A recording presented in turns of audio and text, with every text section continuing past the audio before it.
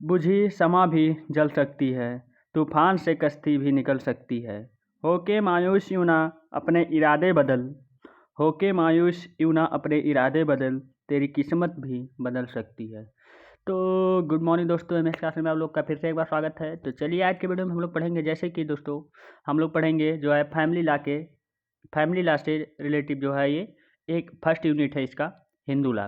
तो हिंदू लॉ हम लोग पढ़ेंगे, जैसे कि मुस्लिम लॉ पढ़ चुके हैं हम लोग, मुस्लिम विवाह, मुस्लिम के बारे में सब कुछ मैं आपको बता चुका हूँ। अगर वो वीडियो आप लोग नहीं देखे हैं तो जा करके जो है चैनल को विजिट करिए। इसके बाद जा करके जो है उसमें दिया गया है, प्लेलिस्ट में दिया गया है, प्लस नहीं तो ऐसे वीडियोस में दिया होगा, आप लोग देख लीजिएगा, उसको सही से एकदम अच्छे से पढ़ लीजिएगा। 100% कह रहा हूँ आपको, मुस्लिम लॉ क्लियर हो जाएगा। तो ऐसे इसमें अब हम हिंदू लॉ इसमें पढ़ेंगे। आपको 100% गारंटी के साथ कह रहा हूँ दोस्तों, हिंदू लॉ आपको क्लियर हो जाएगा एकदम बढ़िया से। शादी कैसे क्या होती है, शादी कितने प्रकार के होते हैं, सब कुछ मतलब एकदम डिटेल से दिया गया है। घबराने की कोई बात नहीं। ये LLB 3 years and LLB 5 years के फर्स्ट सेमेस्टर में है, ये LLB 5 ईयर के थर्ड सेमेस्टर में है। तो आपको क्लियर हो जाएगा एकदम अच्छे से, कोई दिक्कत कोई प्रॉब्लम नहीं होगा। बाकी आप लोग कोई लोग पढ़ सकते हैं, ऐसी ज़रूरी नहीं है कि LLB वाले छात्र ही पढ़ें। बाकी आप लोग ऐसा ही नहीं है कि जो जुडिशियल की जो है प्रिपरेशन कर रहे हैं वही लोग पढ़ें, ऐसा कुछ नहीं। फाउंडेशन आप सभी लोग पढ़ सकते हैं, सबके लिए इम्पॉर्टेंट है, क्योंकि धर्म को जानना सबके लिए इम्पॉर्टेंट है। आप लोग हिंदू हैं तो आप लोग को इस धर्म के बारे में जानना ज़रूरी है। तो चलिए अब हम लोग स्टेप बाय स्टेप करके पढ़ते हैं। तो वीडियो में लास्ट तक बने रहेगा, तभी आपको समझ में आने वाला है अच्छे से और मज़ा आने वाला है। चलिए अभी देखिए वीडियो में कितना अच्छा ट्विस्ट है, सही से आप लोग पढ़िए। देखिए अब हम लोग पढ़ लेते हैं, पहले जान लेते हैं हिंदू कौन है। हिंदू कौन है, हु इज हिंदू। तो हम आपको बता दें कि जैसे पहले जो है आप लोग अपने धर्म के बारे में जानिए कि हम कौन हैं। अपने आप को ऐसे हिंदू हिंदू कह रहे हैं, लेकिन आपको नहीं पता हिंदू का मतलब क्या है। तो चलिए देखते हैं। वस्तुतः हिंदू शब्द किसी जाति या संप्रदाय का बोधक नहीं है, ये भी जान लीजिए, और ना ही यह शब्द किसी विशेष धर्म का वाचक है। ना तो ये जो है संप्रदाय का जो है जात, किसी ये जात जो तो ये शब्द जो है ना तो किसी संप्रदाय का बोधक है, ना तो किसी विशेष धर्म से ये रिलेटिव है। हिंदू कहे जाने वाले व्यक्तियों के आधार पर तथा रीति रिवाजों में इतना अधिक विरोध है कि हिंदू शब्द के सांस्कृतिक इकाई का बोधक होने की बात अत्यंत आश्चर्यजनक प्रतीत होती है। ये हिंदू शब्द क्यों आया? हिंदू मतलब हम लोग क्यों मानते हैं अपने आप को? हम लोग रीति रिवाज को देख करके कि हाँ ये हिंदू पूजा कर रहे हैं, ये ऐसा कर रहे हैं, ये ऐसा कर रहे हैं, तो ऐसे पहचान लेंगे कि ये हिंदू हैं। बाकी ये किसी के शरीर पे, किसी के बॉडी पे ये नहीं लिखा रहता है कि ये हिंदू है, ये भी जान लीजिए। हिंदू कोई ये नहीं है पार्टिकुलर की जो है, इसमें कई अनेक जाति है, अनेक कास्ट आते हैं, ऐसा ये नहीं पार्टिकुलर कि ये कास्ट हैं तो हिंदू हैं। बस मुसलमान को छोड़ करके, ईसाई छोड़ करके, मतलब ये सब वो बात अलग है। लेकिन आपको हिंदू अगर कहना है तो आपको इसमें कई कास्ट आती है। तो इस धर्म के अंतर्गत कोई एक ही पैगंबर नहीं हुआ, कोई एक ही देवी देवता की उपासना नहीं बताई गई, इसे भी जान लीजिए।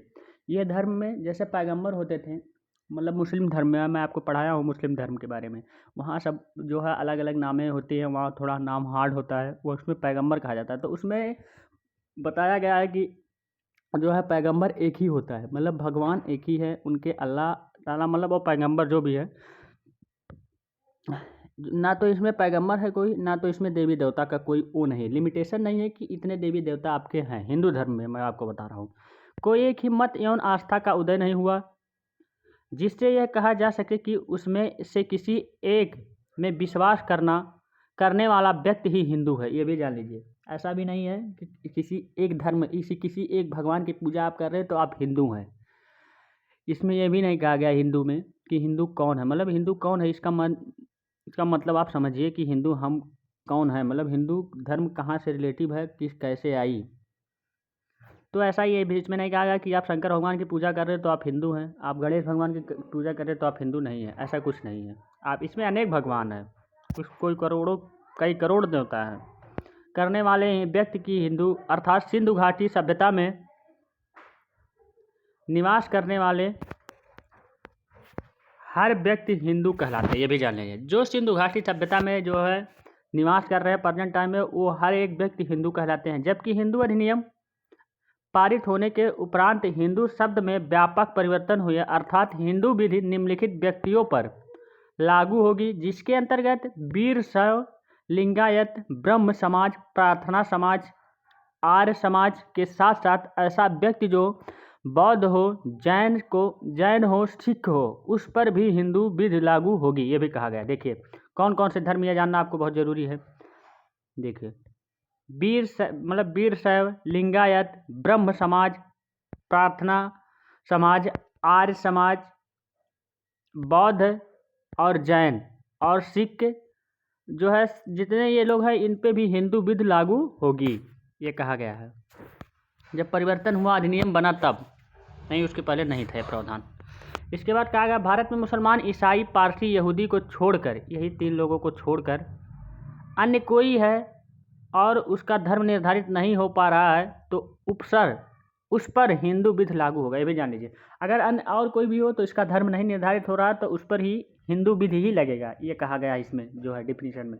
तो आप लोग समझ चुके होंगे कि हिंदू कौन है, वास्तव में हिंदू कौन है और कौन होता है। तो चलिए अब हम अगला हेडिंग पढ़ेंगे। देखिए, लेकिन मुसलमान, ईसाई, पारसी, यहूदी भी धर्म परिवर्तन करके हिंदू बन सकते हैं, ये भी कहा गया। देखिए ये बात बहुत इंपॉर्टेंट है, ये लाइन आपको बहुत इंपॉर्टेंट। ऐसा नहीं है कि इस मुसलमान, ईसाई, पारसी, यहूदी भी, ऐसा ये नहीं कहा गया इसमें कि ये लोग धर्म चेंज करके जो है हिंदू में नहीं आ सकते, ये लोग बिल्कुल आ सकते हैं, भी जान लीजिए। अब हम लोग पढ़ेंगे हिंदू विधि के स्रोत, source of Hindu law. Hindu विधि के मुख्य 2 स्रोत हैं। नंबर फर्स्ट प्राचीन स्रोत, नंबर सेकंड है आधुनिक स्रोत। अब प्राचीन स्रोत को हम लोग देख लेते हैं। इसके अंतर्गत निम्नलिखित 4 स्रोत आते हैं। अब कौन कौन से स्रोत हैं देख लीजिएगा। श्रुति स्रोत होता है। इसके बाद नंबर सेकंड है स्मृति, मनु स्मृति, याज्ञवल्क्य अर्थशास्त्र, नारद स्मृति, बृहस्पति स्मृति, ये सब आते इत्यादि इसमें सब आते हैं। नंबर 3 है भाष्य और निबंध। नंबर 4 है रूढ़ि और प्रथा। चलिए देखते हैं श्रुत शब्द। जैसे कि थोड़ा वीडियो लंबा हो जाएगा तो आप लोग थोड़ा मतलब वो ऐसा मत करिएगा कि छोड़ के चले जा रहे हैं बीच सेशन में, कोई बात नहीं। आप लोग ध्यान से आधा 1 घंटा निकालिए, बढ़िया से एकदम पढ़ लीजिए, आपको हिंदू विधि एकदम क्लियर हो जाएगा। तो ऋतु का अर्थ है सुनना या जो सुना गया है। इसके भी यह मत प्रचलित है कि यह वाक्य ईश्वर द्वारा ऋषियों पर प्रकट किए गए थे, तो मुख से जिस प्रकार निकले उसी रूप में अंकित है। ये श्रुतियाँ सर्वोपरि समझी जाती है। 4 वेद होते हैं इसमें, ऋग्वेद, यजुर्वेद, सामवेद, अथर्ववेद, ये भी जान लीजिएगा, ये मोस्ट इंपॉर्टेंट है। इसी के अंतर्गत आते हैं ये जो है। अब इसके बाद स्मृति देख लेते हैं। नंबर 2 है स्मृति का शाब्दिक अर्थ है स्मरण रख जाना। स्मृतियों में मानवीय प्रकृतियाँ पाई जाती है। कुछ विद्वानों का मत है कि स्मृति उन्हीं ऋषियों द्वारा संकलित की गई थी जिस पर वेद प्रकट हुए, अतः उन्हें भी उसी प्रकार प्रमाणित माना जाता है जिस प्रकार हम जो है ऋतुओं को मानते हैं, ये कहा गया है। अब तीसरा नंबर है भाष्य तथा निबंध। हिंदू विधि का विकास अनेक रूपों में विभिन्न स्रोतों द्वारा हुआ, जिसके परिणाम स्वरूप स्मृतियों के विधि में अनेक मतभेद, अपूर्णताएं तथा अस्पष्टताएं आ गई थी। भाष्यों के अतिरिक्त निबंधों की भी रचना की गई। निबंधों में दूसरी तरफ किसी प्रकरण विशेष पर उनके अनेक स्मृतियों के पाठों को अवतरित करने उस संबंध में विधि को स्पष्ट किया गया है। देखिए मैं जो समझाने लगा रहेगा वही समझाऊंगा, बाकी ये तो सिर्फ पढ़ने वाला है, आपको रटने वाला है। अभी इंपॉर्टेंट चीज़ें आएंगे। रूढ़ तथा प्रथा क्या होता है ये जान लीजिए आप लोग। व्यक्तिगत विधि में रूढ़ एवं प्रथाओं को बहुत महत्वपूर्ण स्थान प्रदान है, यही मोस्ट इंपॉर्टेंट है, किया गया है, जिसके विधि को निर्धारित करने में यह सहायक होती है कि विधिक अर्थ में प्रथाओं का अभिप्राय उन नियमों से है जो एक समाज वर्ग तथा अथवा परिवार विशेष में माने जाते हैं। यह कहा गया है इसमें, जो एक समाज के वर्ग से और परिवार विशेष से माने जाते हैं, उसे हम लोग जो है रूढ़ और प्रथा कहते हैं।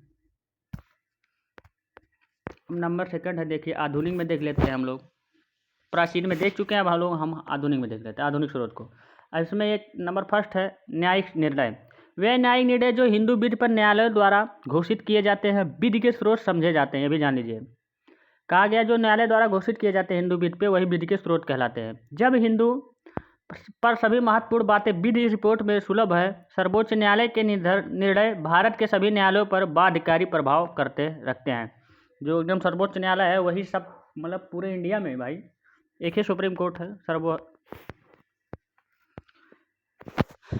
लेकिन एक उच्च न्यायालय का निर्णय दूसरे उच्च न्यायालय पर बाध्यकारी प्रभाव नहीं रखते, ये भी जान लीजिए। जो सुप्रीम कोर्ट कह देगा वो सब पे जो है लागू होगा, लेकिन हमारे उत्तर प्रदेश के जो है हाई कोर्ट ये कह दे कि ये चीज़ लागू होना चाहिए तो ऐसा नहीं है कि दूसरे राज्य में लागू हो जाए, वो स्टेट में ही लागू होगा बस। विधायन होता है, देखिए अधिनियम सेकंड नंबर ये विधि के स्रोत। अधिनियमों का महत्व वर्तमान काल में बहुत अधिक बढ़ गया है। वस्तुतः विधि का यह स्रोत आधुनिक युग के नवीन स्रोतों में आता है। जब किसी भी देश में विधि निर्मित करने का अथवा परिवर्तन करने का अधिकार किसी व्यक्ति या विशेष को व्यक्तिगत रूप से नहीं प्राप्त है, ऐसा अधिकार प्रभु सत्ताधारी को ही प्राप्त है। हिंदू विवाह अधिनियम 1955 1955, हिंदू व्यस्तता तथा संरक्षकता अधिनियम 1956, हिंदू उत्तराधिकारी अधिनियम 1956 इसके मुख्य उदाहरण है, ये जान लीजिए। अब मैं आपको अभी बताऊंगा कैसे क्या है। देखिए हिंदू विधि की शाखाएं, स्कूल ऑफ हिंदू लॉ, ये भी जान लीजिए। हिंदू विधि के निम्नलिखित 2 शाखाएं, नंबर 1 मिताक्षरा शाखा, नंबर 2 है दाय भाग शाखा। तो मिताक्षरा की 5 उपशाखाएं निम्नलिखित हैं, जैसे नंबर 1 है बनारस शाखा। बनारस शाखा को हम लोग देखे थे। पंजाब तथा मिथिला को छोड़कर यह शाखा समाप्त उत्तरी भाग में व्याप्त है, जिसमें उड़ीसा भी सम्मिलित है। मध्य भारत की भी स्थानीय विधि हिंदू विधि की बनारस शाखा से प्रशासित है।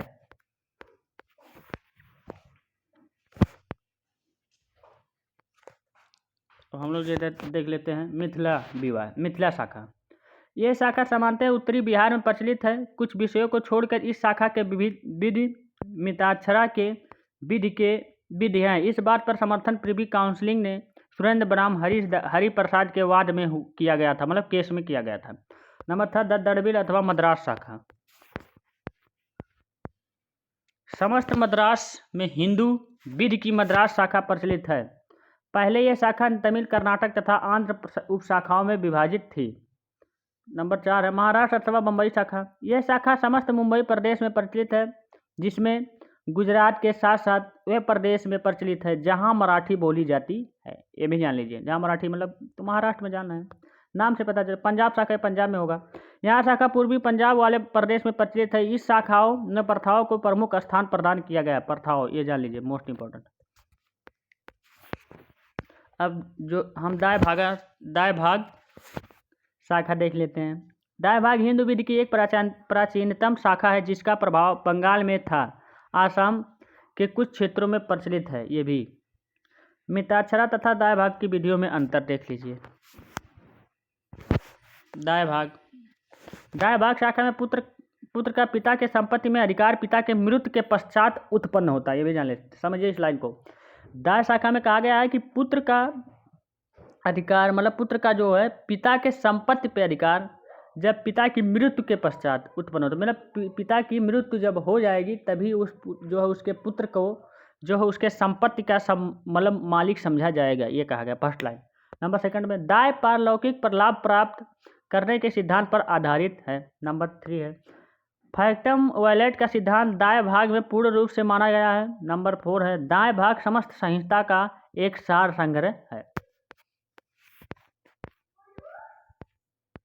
अब मिताक्षरा देख लेते हैं हम लोग। देखिए उसी में अंतर हम लोग बता रहे हैं। अब दाय शाखा देखिए मिताक्षरा शाखा के अंतर्गत संयुक्त संपत्ति में पुत्र का पिता के पैतृक संपत्ति में जन्म से ही अधिकार हो जाता है। ये भी जाने, देखिए यही अंतर है। वहाँ मरने पर अधिकार होता है, यहाँ जन्म से पहले अधिकार हो जाता है। ये देखिए कि पुत्र आएगा मेरा पुत्र तो उसका अधिकार होगा। नंबर 2 है दाय के संबंध में यह सिद्धांत रक्त पर आधारित है। ये भी जानिए, इस पर रक्त पर आधारित है। नंबर 3 है फैक्टम बैलेट का सिद्धांत मिताक्षरा विधि में सीमित रूप में माना गया है। सीमित रूप में, और उसमें ज़्यादा माना गया, इसमें सीमित रूप में। तो यही डिफरेंस है, जान लीजिए। इसमें निकट संबंधी को उत्तराधिकारी के मामले में अधिक महत्व दिया गया है। देखिए इसमें उत्तराधिकारी को महत्व दिया गया है, उसमें अलग जो लोगों को अधिकार दिया गया था। बस यही डिफरेंस है। अब हम लोग आ गए हैं मेन टॉपिक पे, विवाह है, मैरिज। ये मोस्ट इम्पॉर्टेंट है, ये टॉपिक बहुत ही ध्यान से पढ़िएगा, जान लीजिए। विवाह की परिभाषा देख लेते हैं। वर के द्वारा कन्या को स्त्री के रूप में ग्रहण करने की स्वीकृत ही विवाह है, जान लीजिए। कोई दुल्हन है, वर मतलब वही कोई दूल्हा है, और कोई दुल्हन के कोई स्त्री मतलब दुल्हन बनी है, उसके जो है उस स्वीकार को जो है ग्रहण कर ले, मतलब उसको स्वीकृत को ग्रहण कर ले, वही जो है विवाह है। विवाह की 8 पद्धतियाँ हैं। विवाह अधिनियम 1955 के पूर्व प्रचलित थी, जिसके अंतर्गत 4 मान्य पद्धतियाँ तथा 4 अमान्य पद्धतियाँ हैं, जो निम्नलिखित है। जैसे मतलब 4 जो है 8 प्रकार विवाह टोटल थे, लेकिन 4 जो है सही तरीके से विवाह है, 4 जो है विवाद तरीके से मतलब खराब तरीके से विवाह है। हम उस पर चर्चा करें। जैसे मान्य विवाह पद्धतियाँ नंबर फर्स्ट में, इसमें 4 विभाग थी। जो है पहला नंबर था ब्रह्म विवाह। तो हम लोग ब्रह्म विवाह को देख लेते हैं। इस विवाह में माता पिता द्वारा कोई शर्त रख दी जाती है। जैसे कोई शर्त रख दी जाए माता पिता द्वारा, जिसे जो भी पूरा करता है वह विवाह कर लेता है। ये जान समझ गए ना आप लोग डिफिनीशन इसका क्या होता है। इसमें डिफिनीशन राइट नहीं, मैं अपने आप से बता दे रहा हूँ कि इस विवाह में ऐसा है कि जो माता पिता होते हैं एक शर्त रख देंगे कि इसको जो है आप लोग कर लीजिए, तो आप हमारे बेटी से शादी कर सकते हैं। ये सिंपल भाषा में, जैसे मैं एग्जांपल भी बता दे रहा हूँ। जैसे राम और सीता का विवाह हुआ था। नंबर सेकंड अर्जुन और द्रौपदी का विवाह हुआ था। राम और सीता के विवाह आप लोग कैसे हुआ, तो ये हम डिफाइन नहीं करेंगे, आप लोग खुद पढ़ लीजिएगा। आप लोग देखे होंगे रामायण तो जानते होंगे, अर्जुन कांड देखे होंगे, जो है महाभारत तो उसमें भी जानते होंगे। अब देखिए, अब सेकंड होगा। अब सेकंड नंबर हम लोग देख लेते हैं, फर्स्ट खत्म हो गया। अब सेकंड दैव विवाह क्या होता है। अब दैव विवाह के बारे में हम आपको बता दे रहे हैं। इसमें कन्या ही अपने योग्य वर को पसंद करती है, मतलब इसमें कन्या का ही महत्व होता है मेन, कि वो दूल्हे को पसंद कर लेगी। जो भी उस कन्या से विवाह करना चाहे वह सामने आए। जो है यदि कन्या समझेगी तो वरमाला जो है गले में डालकर उसे चुन लेगी। अगर समझेगी उसे कि ये हमारा लायक है या नहीं है, पहले समझा जाएगा ना। जैसे आप लोग की शादी होगी, आप सबकी शादी हुई होगी, तो आप लोग गए होंगे पहले दुल्हन के सामने या लड़की के सामने प्रकट हुए होंगे, तो आप लोग सोचे होंगे यार क्या बोले क्या ना बोले, क्या पूछे इनसे। नई नई चीज़ें जो होती हैं जान रहे हैं आप सब। अब आप लोग जानकार हैं कि उसमें कुछ बताने की नहीं है। जैसे एग्जाम्पल इसमें हम बता दें, साबर जो है इसमें शिव और पार्वती का विवाह हुआ था। नंबर दूसरा भी एग्जाम्पल देख लीजिए, सावित्री सत्यवान का विवाह हुआ था इसमें। अर्थ विवाह हम लोग देख लेते हैं। अर्थ विवाह कन्या पक्ष वालों को कन्या का मूल देकर दोनों की स्वेच्छा से विवाह कर देना। अब समझ गए ना, मूल दे करके। जैसे दहेज व विवाह, इसे दहेज विवाह भी कहते हैं, भी जान लीजिए। जिसमें दहेज दे करके करने, मतलब जो है कन्या के पक्ष द्वारा दहेज दे करके लड़कों को, जैसे आजकल होता है समाज में कि बड़े लोगों से, जैसे कहते हैं अपने लड़की को बड़े लोगों से शादी कर दिया जाए, मतलब बड़े लोगों से शादी कर दिया जाए, पैसा इतना दहेज दे दिया जाए, लड़का सही है मिल जाएगा, लड़की चाहे कुछ न की हो। आजकल ये चल रहा है समाज में। नंबर 4 है प्रथा प्रजापत्य विवाह। प्रजापत्य विवाह हुआ होता है कन्या की सहमति के बिना माता पिता द्वारा उसका विवाह अभिजात ऊंचे बड़े वाले से कर देना, यही है आपका। जैसे कर देना, यही ये विवाह है। ले जाकर किसी दूसरे के यहाँ सौंप दिया, बड़ा आदमी है वो, लड़की की बिना राय लिए ले जा करके उसके ऊपर शादी कर दिए। लड़की का मन नहीं है शादी करने का, तब भी जो है ले जा करके वहाँ लड़के से शादी कर दिए, क्योंकि वो बहुत रईस घर का है। तो ये विवाह होता है, ये मनमानी जिसे कहते हैं। अब असामान्य विवाह क्या होता है, पद्धतियाँ इसमें हम लोग जान लेते हैं। असुर विवाह क्या होता है। अब असुर विवाह को हम पहला नंबर जान लेते हैं। तो असुर विवाह ये होता है, देखिए मैं आपको बता दूं कि असुर विवाह क्या होता है। एक निंदनीय, ये असुर विवाह, इसको निंदनीय विवाह कहते हैं। मतलब असुर विवाह को हम लोग जान लेते हैं एकदम बढ़िया से, क्या है क्या नहीं है। तो असुर विवाह ऐसा है, कन्या को धन के बदले खरीद कर उसमें विवाह करना, जान लीजिए। मतलब कन्या को धन से ही खरीद लो, उसे असुर विवाह कहते हैं। गंधर्व विवाह में देखिए, अब गंधर्व विवाह क्या होता है, मैं आपको बता दूं कि गंधर्व विवाह क्या होता है। इसमें दोस्तों होता है, गंधर्व विवाह हम लोग देख लें। इसमें होता है परिवार वालों की सहमति के बिना वर और कन्या का बिना किसी रीति रिवाज के आपस में विवाह कर लेना, इसे हम लोग लव मैरिज कहते हैं आजकल यही हो रहा है, इसे हम लोग लव मैरिज भी कहते हैं। ये गलत है, लेकिन तरीका गलत है, लेकिन हम लोग क्या कहते हैं, सही मानते हैं। जैसे हम लोग नहीं, सब लोग सही मानते हैं आजकल। ये लव मैरिज है कि बिना घर वाले को बताया होता है, लेकर के भाग जाना, कहीं फरार हो जाना ये होता है गंधर्व विवाह। राक्षस विवाह क्या होता है, ऐसा हम नहीं कह रहे हैं, ऐसा ये विवाह कह रहा है, ऐसा मत समझिएगा कि गुरुजी कहे थे, सर जी कहे थे या भाई हमारे कहे थे कि जो है ले जा करके उसमें वीडियो में कहा गया था कि लड़की को लेकर भाग जाया जाए, तो ये गलत तरीका है, ये आपको दंडनीय माना जाएगा। राक्षस विवाह हम लोग देख लेते हैं, राक्षस विवाह क्या है। अब देखिए राक्षस विवाह क्या है। कन्या की सहमत को बिना उसका अपहरण कर देना या जबरदस्ती विवाह कर लेना, ये है राक्षस विवाह। आप लोग नाम सुनिए। 50 विवाह क्या होता है? 50 विवाह में आप लोग मैं इसको बता दूं, कन्या की मदहोशी या गहन निद्रा या मानसिक दुर्बलता में आदि का लाभ उठाकर उससे शारीरिक संबंध बनाकर फिर उससे विवाह करना। जान लीजिए, जैसे कोई जो भी शारीरिक संबंध उसमें जो है जो बहकाव में आ गई लड़की, उससे शारीरिक संबंध बना दिए, सब कुछ हो गया, फिजिकल रिलेशन बन गया, और इसके बाद आप लोग क्या कर रहे हैं, उस पर राजी हो गए कि हाँ यार शादी करना। जैसे मूवी में होता है अक्सर करके, गुंडे के लड़के रहते हैं, जहाँ देखे होंगे, गलत संबंध बना लिया, इसके बाद फंस गए जब कहीं पुलिस उसमें, तो आप जो है उस शादी करना कर रहे थे, हाँ शादी होगा इसी, बस हो जाता है। जहाँ समझ चुके होंगे आप लोग। अब आगे चलिए हम लोग बढ़ते हैं, तो इसी में रह जाएंगे। विवाह एक संस्कार है या संविदा, ये भी जान लीजिए, हम लोग इसको सही समझेंगे। स्मृत काल में ये हिंदुओं में विवाह को एक पवित्र संस्कार माना गया है, और हिंदू विवाह अधिनियम 1955 में भी इसको इसी रूप में बनाए रखने की चेष्टा की गई है। विवाह जो पहले एक पवित्र बंधन था, अब अधिनियम लागू हो जाने के अंतर्गत ऐसा नहीं रह गया है। ये भी जान लीजिए, पहले एक पवित्र बंधन था, लेकिन अब अधिनियम लागू हो गया, उस पर कानून लागू हो गया, तो ये अब ऐसा नहीं रह गया। कुछ जो है विद विशेषज्ञों की दृष्टि में यह विचारधारा या शिथिल पड़ गई जब यह जन्मांतर का संबंध अथवा बंधन नहीं, बल्कि विशेष परिस्थितियों के उत्पन्न होने पर वैवाहिक संबंध विघटित किया जा सकता है। विवाह हिंदुओं के ऐसे महत्वपूर्ण संस्कारों में ऐसे है जो किसी के लिए भी वर्जित नहीं है, प्रथा सभी जातियों के लिए आवश्यक माना जाता है था। इस संस्कार के अंतर्गत अनुसार स्त्री एवं पुरुष में एक पुत्र उत्पन्न करने के लिए एकीकरण होता है। प्रत्येक हिंदू 3 ऋणों को लेकर उत्पन्न होता है, देव ऋण, ऋषि ऋण और पितृ ऋण। इसके साथ ही स्वर्ग की प्राप्ति के लिए, वंश की वृद्धि के लिए तथा धार्मिक अनुष्ठानों के लिए विवाह अति आवश्यक है। आगे वंश बढ़ाने के लिए ये कहा गया हिंदू में कि आगे वंश बढ़ाया जाए, तभी जो है, जब शादी नहीं करेंगे तो वंश कैसे बढ़ेगा? अपने आप से तो ऊपर तो कोई आएगा नहीं, के लिए वंश की वृद्धि की हुआ जाए। इसके बाद जबकि विवाह संविदा होने पर आधार निम्नलिखित है। देखिए, बहुविवाह नंबर फर्स्ट, विवाह विच्छेद जो है अंतरजात विवाह है, विवाह की शर्तें, यौन बीमारी, जारता, उम्र में परिवर्तन इत्यादि, ये सब है। तो भगवती शरण सिंह बनाम केस से हम लोग समझेंगे। भगवती शरण सिंह बनाम जो है परमेश्वरी नंदन सिंह के जो है केस में कहा गया था। इसमें इस मामले में निर्धारित किया गया कि हिंदू विवाह एक संस्कार ही नहीं बल्कि एक संविदा भी है। ये भी जान लीजिए, ये संविदा और उसमें अंतर था। इसमें कहा गया, इस केस में जो है कोर्ट द्वारा, न्यायालय द्वारा कहा गया कि ये विवाह जो है ये एक धर्म नहीं है, ये संविदा भी है। सही बात, एक संविदा क्या, कॉन्ट्रैक्ट है एक दूसरे से। अब देखिए, पुरुषोत्तम दास बनाम जो है पुरुषोत्तम दास, इन्हीं के केस में कहा गया। इस बात में कहा गया था, इस बात में निर्धारित किया गया कि हिंदू धर्म में विवाह एक संविदा है और संविदा के फलस्वरूप उसको संतानों का अस्तित्व भी है। ये भी कहा गया न्यायालय द्वारा। हिंदू विवाह अधिनियम 1955 को हम लोग देख लेते हैं।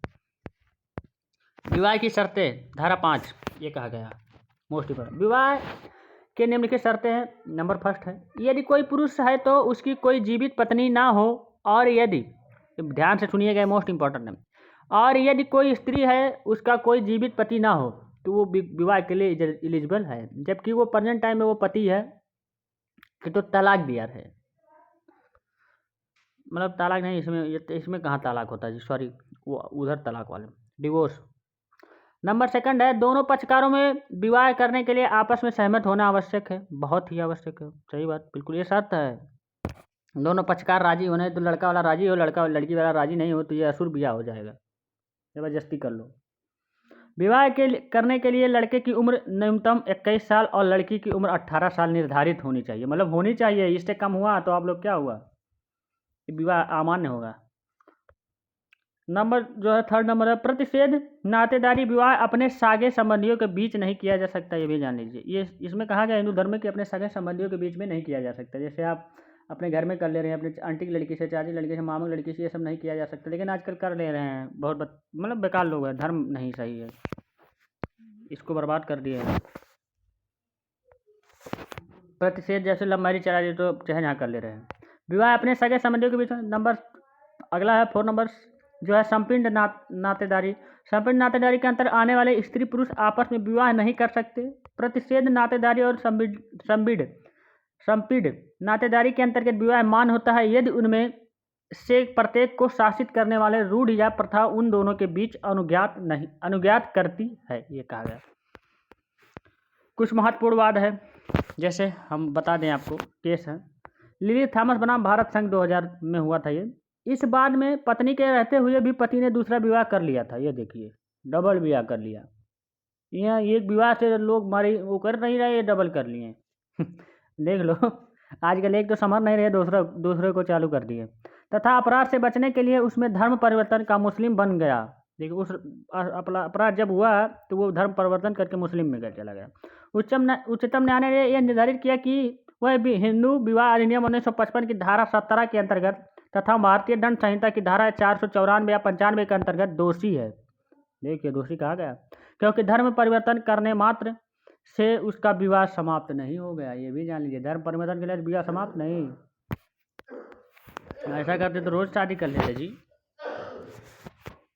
गुलाबिया बनाम जो है सिताबिया के केस में कहा गया था, न्यायालय ने निर्धारित किया कि यदि किसी हिंदू ने दूसरा विवाह कर लिया है और उससे संतानें भी उत्पन्न हो गई है तो वह धारा 5 फर्स्ट के अंतर्गत मतलब पहले के अंतर्गत दूसरा विवाह शून्य होगा। ये भी जान लीजिए क्या हो जाएगा, दूसरा विवाह शून्य हो जाएगा। इसके अंतर्गत पति के संपत्ति में दूसरी पत्नी को कोई अधिकार प्राप्त नहीं होगा, जो पहला पत्नी रहेगी उसी को अधिकार प्राप्त होगा। धारा 5(2) के अनुसार दोनों पक्षकारों में आपसी सहमत होनी चाहिए। इसके साथ ही दोनों पक्षकार स्वस्थचित्त हों तथा उसमें से कोई भी पागल ना हो, ये भी कहा गया। ये कंडीशन है। स्वस्थचित्त मतलब एक बढ़िया हो भाई, समझने के योग्य हो कि हम शादी कर रहे हैं, हम ये चीज़ कर रहे हैं। अब समझने के योग्य ना हो वो शादी कर दो, पता क्या है, पता चले आज आगे चल के दिक्कत हो। तो अलका शर्मा बनाम जो है अविनाश चंद्रा 1991 में ये कहा गया था।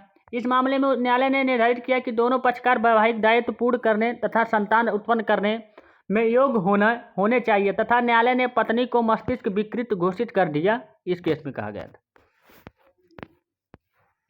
धारा 5(3) के अनुसार यदि कोई लड़का या अवयस्क लड़की से विवाह करता है तो वह धारा 18 के अंतर्गत 2 साल की सजा 1 लाख जुर्माने से दंडित होना होगा या दोनों से दंडित होगा, ये भी कहा गया।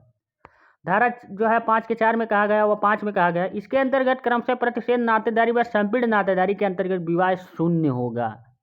किसी आप रिलेशन में कर रहे हैं, आप जो है अपने रिलेशन या किसी उसमें कर रहे हैं तो ये विवाह शून्य होगा।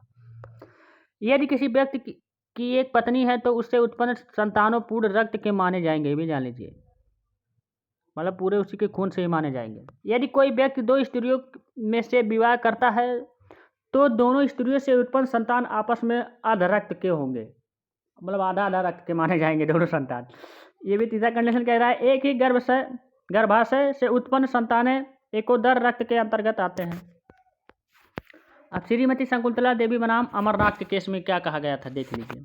न्यायालय ने निर्धारित किया कि रूढ़ियों के आधार पर ये केस बहुत इंपॉर्टेंट है। ये समझिए कि मैं आपको ऐसे वो कर रहा हूँ हलवा गाजर, ये हलवा गाजर नहीं, ये बहुत इंपॉर्टेंट है, जान लीजिए। रूढ़ियों के आधार पर जो अति प्राचीन हो तथा मानव से स्मृति से परे हो उस स्थिति में प्रतिषेध संबंधियों के बीच विवाह हो सकता है यदि यह प्रथा प्राचीन समय में निरंतर चली आ रही हो, ये कहा गया।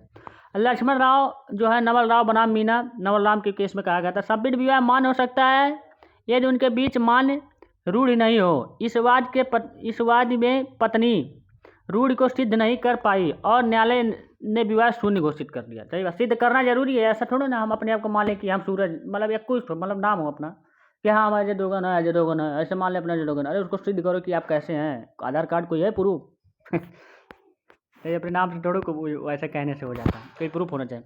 हिंदू विवाह के कर्मकांड धारा 7 में देखिए कहा गया। हिंदू विवाह में उसमें पक्षकारों में से किसी की रूढ़िगत आचारों पर संस्कारों के अनुरूप अनुष्ठतापीठ किया जा सकेगा। जहाँ ऐसा आचार और संस्कारों के अंतर्गत सप्तपदी है। अग्नि के समक्ष वर व वधु को 7 फेरे लेते होते हैं, वहाँ विवाह पूरा और बाध्यकार तब हो जाता है जब 7वां पद पूरा हो जाता है, ये भी जान लीजिए।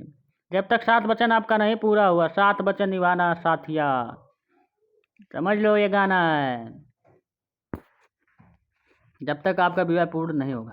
तो नंबर अगला क्या है, इसमें केस में कहा गया भाऊराव शंकर लोखड़े बनाम महाराष्ट्र राज्य 1965 में कहा गया। इस बात में न्यायालय ने निर्धारित किया कि विवाह उचित रीति एवं संस्कारों द्वारा होना चाहिए तथा सप्तपदी द्वारा 7वां फेरा पूर्ण होने पर ही विवाह संपन्न होगा, ये भी कहा गया। जब तक पूरा नहीं होगा, जब तक संपन्न नहीं होगा, न्यायालय ने कहा। हम नहीं कह रहे, न्यायालय कह रहा भाई। मेरा हम कह रहे हैं कि 7 फेरा पूरा जब ऐसा ना हो, ऐसा मेरा फाउंडेशन नहीं है, ये बहुत पुराने से कहा गया है। इस न जो है नागालिंगम बनाम शिवगामी के जो है मामले में कहा गया था, न्यायालय ने निर्धारित किया कि सप्तपदी केवल उन्हीं मामलों में लागू होगा जहां विवाह के पूर्व पक्षकार किसी भी विधि मान्यता के अंतर्गत समझते हो, अन्यथा अन्य रीति रिवाजों से किया गया विवाह भी वैध माना जाएगा। ये भी जान लीजिए। विवाह का रजिस्ट्रीकरण धारा 8 में कहा गया। इस धारा में अधीन बनाए गए सभी नियमों को उनके बनाम जाने के पश्चात यथा शीघ्र राज्य विधानमंडल के समक्ष रखे जाएंगे, इसमें कहा। हिंदू विवाह रजिस्टर जब युक्तिगत समय रजिस्टर के खुला रहेगा और उसमें जो है अंतर्विष्ट वचन साक्ष्य के रूप में ग्राह्य होंगे और रजिस्ट्रार के लिए आवेदन तथा कर तथा उचित फीस का भुगतान किए जाने पर ही प्रभावी होगा। इस धारा में किसी बात के लिए बीत अंतर्विष्ट होते हुए भी हिंदू विवाह की मान्यता ऐसी प्रविष्ट करने के लिए लोप द्वारा किसी भी तरीके से प्रभावित नहीं होगा, ना ही होगा, ये भी कहा गया है। देखिए सही से पढ़ लीजिएगा इसको सही से आप लोग। हम थोड़ा जल्दबाजी में, क्योंकि वीडियो काफ़ी लंबा हो जाएगा। अब केस हम लोग देते हैं श्रीमती सीमा बनाम अश्विनी कुमार 2006 के केस में देख लीजिए। विवाह जन्म मरण सांख्यिकी की तरह होता है, जो प्रत्येक भारतीय नागरिक को चाहे किसी भी धर्म का हो, विवाह हुआ है तो उनका रजिस्ट्रेशन कराना अनिवार्य है, यह कहा गया इस केस में। अगला केस देख लिया, दाम्पत्य अधिकारों का पुनर्स्थापन द्वारा धारा 9 में कहा गया है।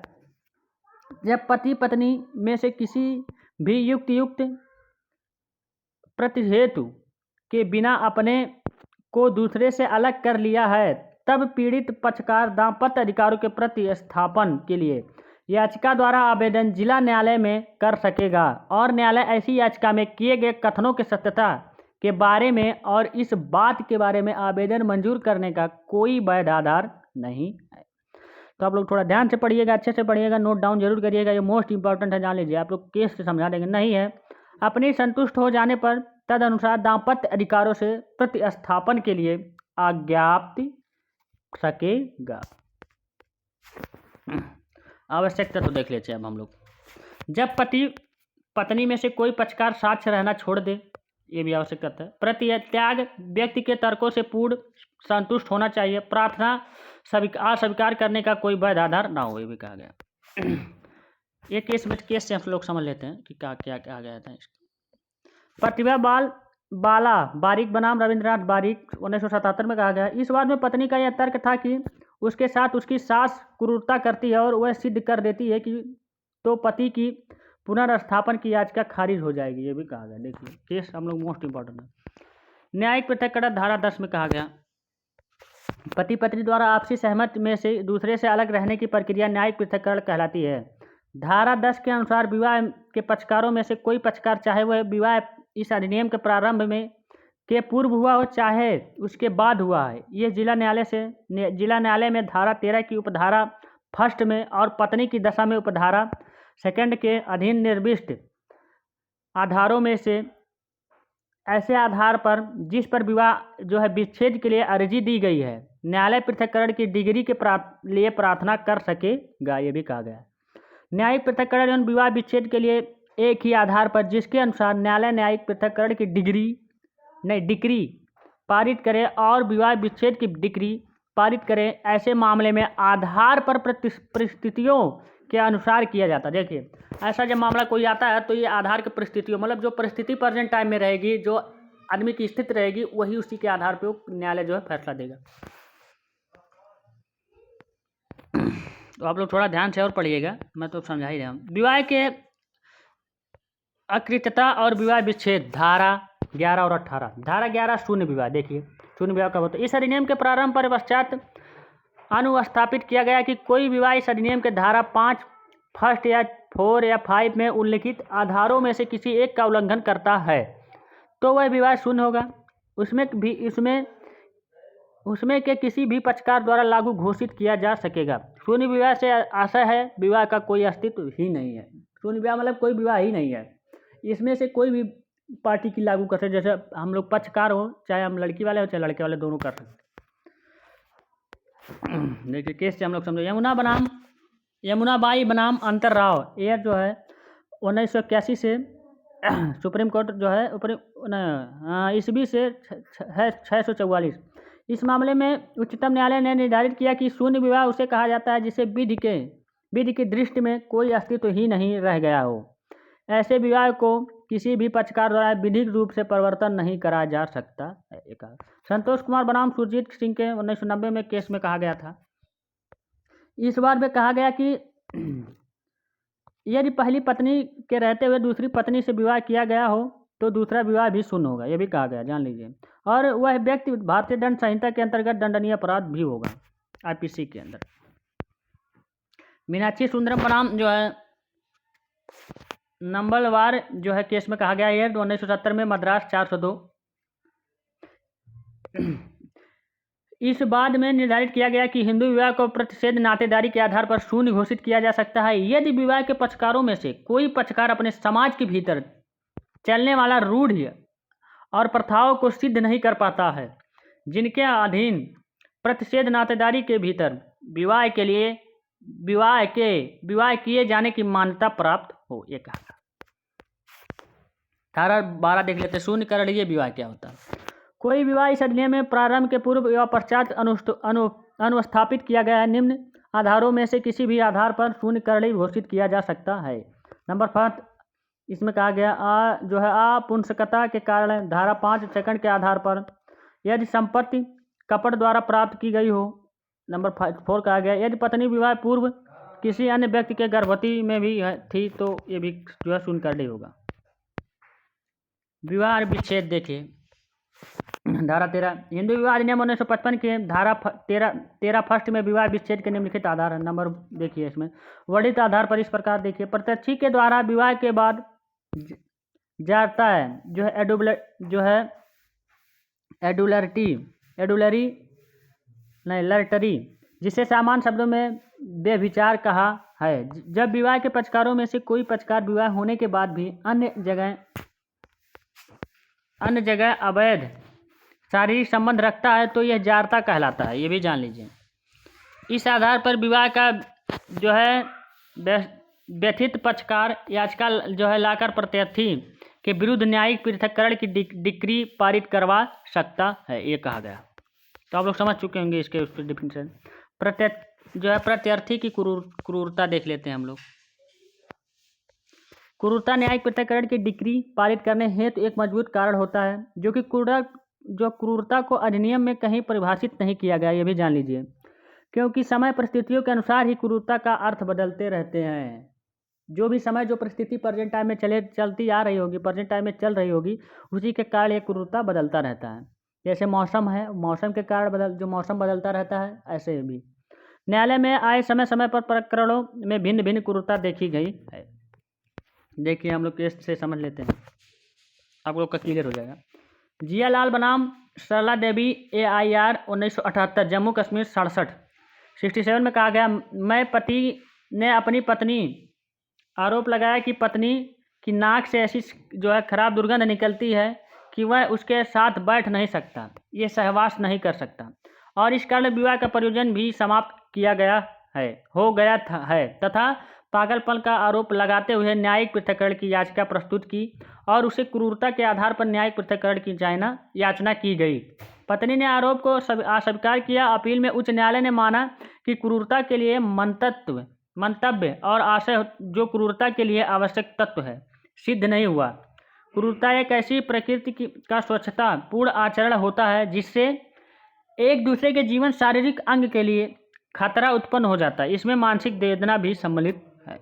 आप समझ चुके होंगे इसमें क्या समझाना है।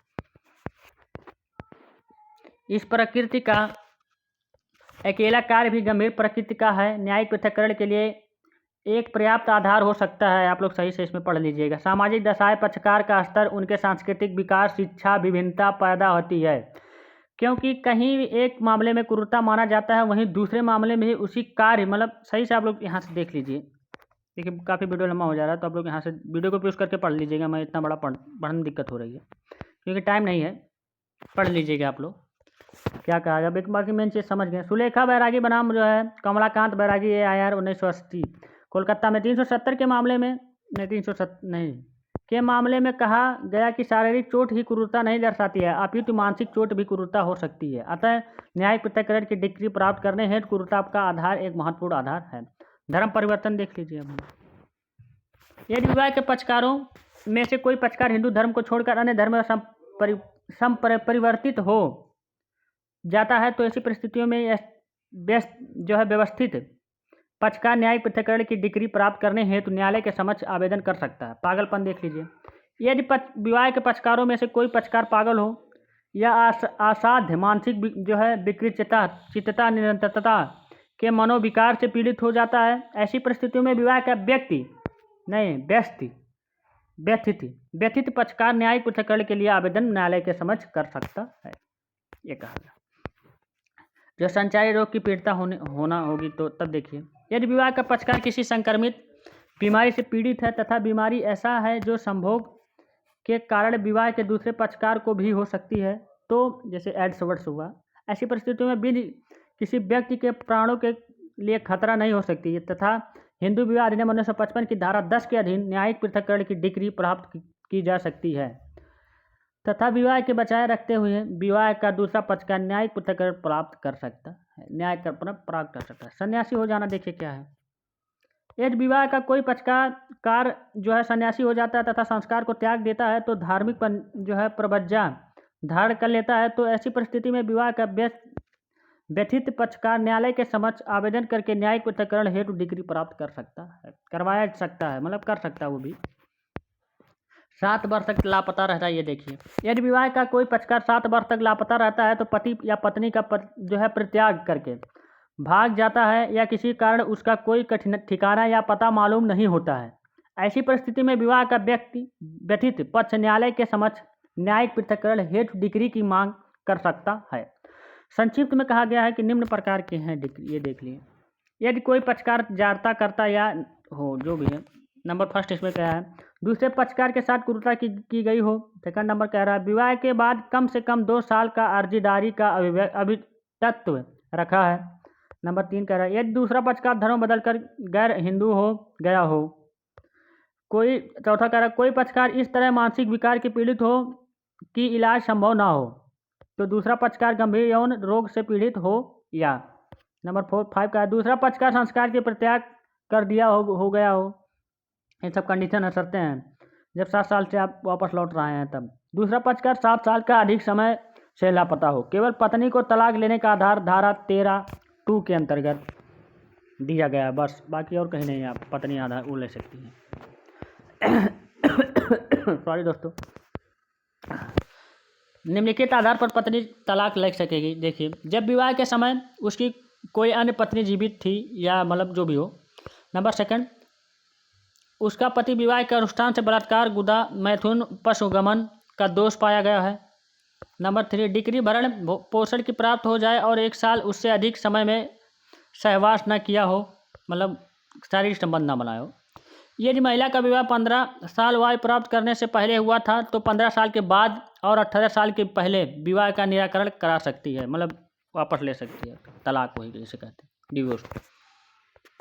विवाह विच्छेद कार्य वैकल्पिक अनुतोष धारा 13 का के विवाह विच्छेद की डिग्री द्वारा विवाह के विघटन के अर्जी तथा अधिनियम के अंतर्गत किसी कार्यवाही से उस दशा को छोड़कर जहां अर्जी धारा 13, 1, 2 और 6 और 7 के आधारों पर परे हैं, यदि न्यायालय उचित समझा तो विवाह विच्छेद की जगह न्यायिक पृथक्करण की डिग्री प्राप्त कर सकेगा। 13 खा में कहा गया के अनुसार पारस्परिक सहमति के विवाह विच्छेद कराया जा सकता है यदि वे 1 वर्ष या उससे अधिक समय से अलग रह रहे हो।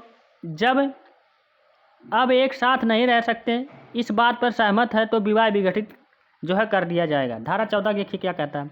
धारा 14 के अनुसार विवाह भांग कि कोई याचिका विवाह होने के 1 वर्ष भीतर नहीं दायरा की जा सकती, लेकिन उच्च न्यायालय कुछ विशेष परिस्थितियों में समाधान हो जाने की पर इसकी इजाज़त दे सकता है। धारा 15 कह रहा है, धारा 15 के अनुसार तलाक प्राप्त व्यक्ति कब पुनः विवाह कर सकता है का प्रावधान दिया गया है। यदि तलाक हो गया हो तो अपील का कोई आधार ना हो या अपील का अधिकार हो, लेकिन समय समाप्त हो गया हो, अपील खारिज कर दी गई हो, तब विवाह के पक्षकार पुनर्विवाह कर सकेगा। ये भी जान लें। धारा 16 के अनुसार जो है शून्यकरणीय विवाहों की संतानें वैध होती हैं, चाहे बच्चे का जन्म विवाह विधि संशोधन अधिनियम 1976 से पूर्व हुआ हो या पश्चात हुआ हो, उसकी दरमज संतान मानी जाती है। धारा 17 कह रहा है, धारा 17 कह रहा है कि इसके अनुसार जो विवाह तारीख से किसी पक्षकार का पत्नी जीवित था या थी तो ऐसे भी विवाह शून्य होगा जो आईपीसी की धारा 494 या 495 उस व्यक्ति पर लागू होगी, मतलब दंडनीय होगा। अब धारा 18 देख लीजिए। धारा 18 के अनुसार प्रत्येक व्यक्ति को धारा 5, 3, 4, 5 में उल्लेखित शर्तों में से को धारा 5(3) को उल्लंघन करने विवाह करता है तो उसे 2 वर्ष की कारावास या जुर्माने से 1 लाख का हो सकेगा, दोनों से दंडित किया जाएगा। दोनों से होगा, दोनों, ऐसा नहीं कि एक पक्ष से।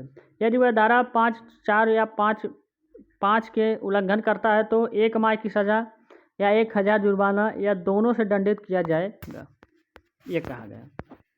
दोस्तों आज के वीडियो में यहीं तक था। तो आप लोग को वीडियो बहुत लंबा हो गया है करीबन, लेकिन क्या करें, हम सोचे एक ही वीडियो में निपटा दे, ख़त्म कर दें, आप लोग के लिए सही रहेगा, बाकी बार बार देखना नहीं पड़ेगा। तो ध्यान से देखिएगा। देखिए भले से मुझे 30 से 35 मिनट लगा पढ़ाने में, लेकिन आप लोग इसे 1.5 घंटा दीजिएगा, बढ़िया से रोक करके एक स्टेप करके बढ़िया से समझिएगा। अगर कोई दिक्कत कोई प्रॉब्लम होगी तो डिस्क्रिप्शन बॉक्स में लिंक दिया गया है, व्हाट्सएप नंबर दिया गया है, मेरा जो है टेलीग्राम चैनल का नंबर, सब कुछ दिया गया है, लिंक दिया गया है। तो आप लोग वहाँ जो है पूछ सकते हैं मुझसे, कोई भी क्वेरी, कोई भी दिक्कत इसमें हुई हो तो थैंक यू दोस्तों। अब हम लोग मिलेंगे नेक्स्ट वीडियो में, तब तक आप लोग अच्छे से रहिए, बढ़िया से रहिए और अच्छे से पढ़िए, दिल लगा के पढ़िए, जैसे दिल लगा के प्यार करते हो वैसे पढ़ाई भी करिए। Thank you. ऐसा मत समझिएगा, सॉरी।